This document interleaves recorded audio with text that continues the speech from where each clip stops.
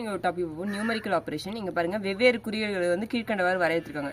இங்கே $A பின்னா A minus B அது மாதிரி வந்து கொடுத்துருக்காங்க. கொஸ்டின் என்ன கேட்டிருக்காங்கன்னா இங்கே நம்பர்ஸ் கொடுத்து இதில் எது சிறியதுன்னு கேட்குறாங்க. ஃபஸ்ட்டு பாருங்கள் A*3ன்னு இருக்குங்களா. அப்போ A*3னா என்ன 4/3 அப்போ 1.333ன்னு போயிட்டே இருக்குமா.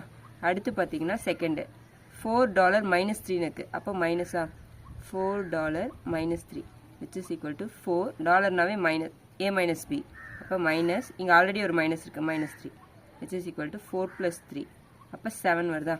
அடுத்து அட்டு கொடுத்துருக்காங்க. A at Bக்கு என்ன கொடுத்துருக்காங்க இன்ட்டா.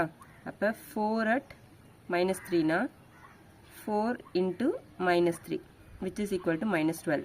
அடுத்தது வந்து -2 ஸ்லாஷ் போட்டு -4ன்னு கொடுத்துருக்காங்களா. இதுக்கு என்ன கொடுத்துருக்காங்கன்னா ப்ளஸ் போடணும். -2 + -4 which is equal to -6.